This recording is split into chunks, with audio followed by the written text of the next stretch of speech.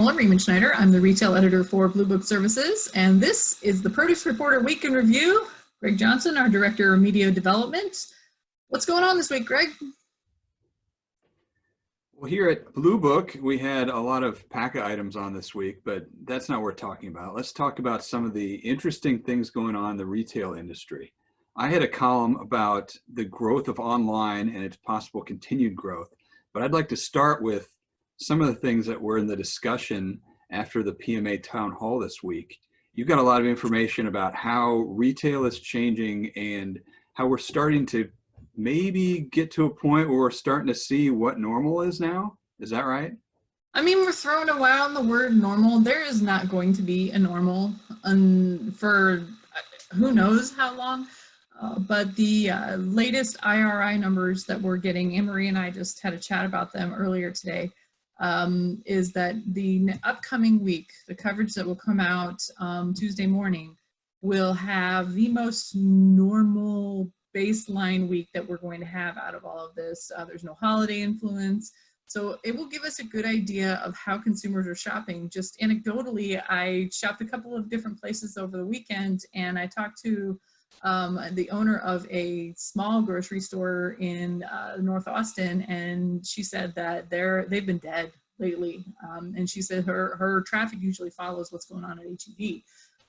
So we're seeing maybe consumers are finally starting to eat all the food they stocked up on, and kind of backing off on it. Of course, it was the end of the month. A lot of folks are either paid monthly or benefits come out the first part of the month. So we'll see probably another bump. The other thing is that some of the retailers talked about in that post general session roundtable was that we're talking about the day of the week that people shop. It used to be that 30% of revenue for stores was on the weekends, on Saturday and Sunday, and now that's kind of reversed, and even some retailers are saying that every day is Saturday. It's impossible to predict when the rushes are going to come, which makes it a bit of a challenge, because I stopped by HEB on Sunday and I noticed that every display was full, like overflowing full, and there weren't that very many shoppers in there. And 6 months ago on a Sunday afternoon, that same store would have been wiped out. So it's going to cause some challenges for retailers to figure out how to keep displays well stocked without overstocking if they can't predict when the consumers are coming in. One of the things we heard a couple of weeks ago was how difficult it is to make any kind of projections. And I think I'm hearing that pretty much at every level, from growers to wholesalers to middle market to retail and food service. It is very difficult right now. And I've had the same experience. One of the things that you've learned longer than me, is working from home. It's awesome to go to the grocery store in the middle of a work day because no one's there. And now so many people are working from home. You have no idea. I had to do a pop-in myself last Saturday afternoon, and right through and right out. Mm-hmm. Where was everyone? Yeah. I actually saw something from HEB Central Market. They posted on social media trying to give a heads up to consumers on, if you're trying to find a time that people aren't at the store, don't go when they first open. First of all, because people want to line up and get that last bag of flour. But they were suggesting that people go in the evenings, and evening that go home from work shop isn't happening right now. Nobody's at the store at 5 o'clock in the evening, pretty much. Because no one's commuting home from work. We're all here at home and trying to get things done in the middle of the day, earlier in the day, so that you have the evenings to yourselves. Maybe they're just ordering online. Oh, it could be. I mean, but you gotta stock the spots to try. You're up at midnight trying to get your spot on Instacart or whatever, the Walmart grocery. Some of the analysts that you talked to, we're looking at unprecedented growth in online grocery. Yeah, we're seeing it right now, but what's coming over the horizon? One of the consultants I talked to, Britton Ladd, who works with a number of different groups, he predicts that even after this pandemic is over, 30 to 40% of most retailers' business will continue in some kind of digital space, whether it's click and collect or could even be delivery. And as far as the profitability numbers that are difficult right now, he said that's just something they'll figure out. And he's really pointing to automation. Like one of the things he said multiple times is, and they are starting to do this in Europe a little bit, is the fully automated stores. And he said it's akin to a vending machine, turning a grocery store into a vending machine where people will be able to get their groceries that they ordered at any time, day or night, without a whole lot of person interaction. In the meantime, both grocery stores and Instacarts and Ships, they're hiring tons of people. Mm-hmm. And that's good. That's good because there are people who need to work and there are jobs that need to be done. But there's still so many questions as to what it'll eventually look like. And of course, there are places that are more population dense. It's going to work better than places that aren't. Just when you talk about population density, even as recently as, back in February when I was in Paris, which, I mean, who knows when the next time people will travel like that anymore.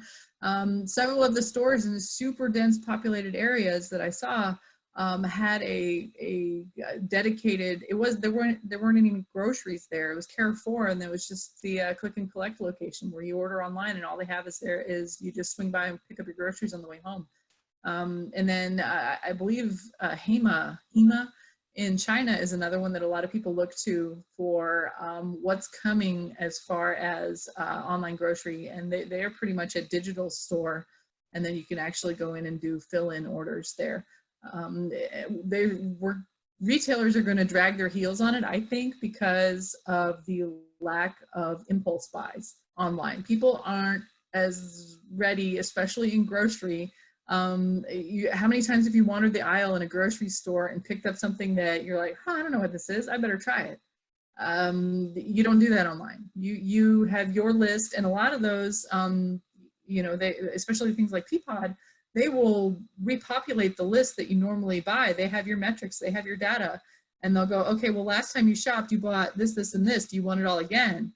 That's great, but that also means that you're not going to buy some kind of weird sauce unless you're looking for it. And that means you're also not going to buy, oh, those berries smell great, why don't you buy those this week? So we've got to figure out how to marry that impulse buy in order to get the retailers to be fully on board with pushing digital as far as they can. Yeah, I agree. It's the answers are definitely not clear at this point. All right, we also had some coverage this week. We're continuing our agreement with Ag Tools to cover some of the crops that are most affected by the COVID-19 pandemic. And this week, a lot of our readers were interested in what's going on with the tomato market. What did you find out from the agronomists at Ag Tools?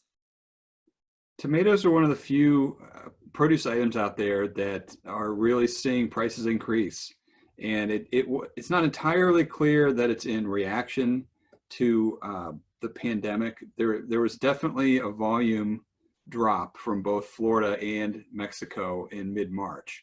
Yeah, there was a virus in Mexico as well that was affecting tomatoes. There are a number of factors. There's that factor.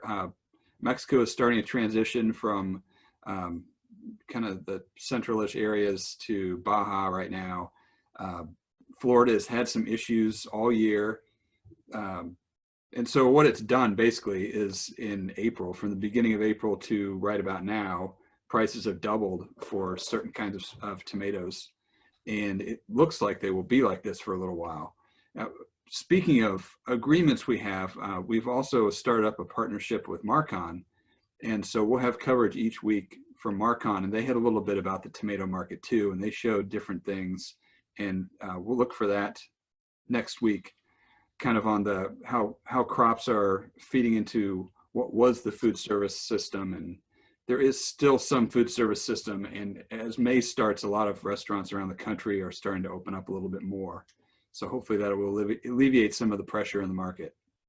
And we'll definitely be keeping an eye on those. And you can go to producebluebook.com and catch up on all of the latest there. And like you mentioned, all of the latest PACA violations. We have them all in one place on producebluebook.com. And if you are not, It's a tomato. It's a tomato this time and not a strawberry.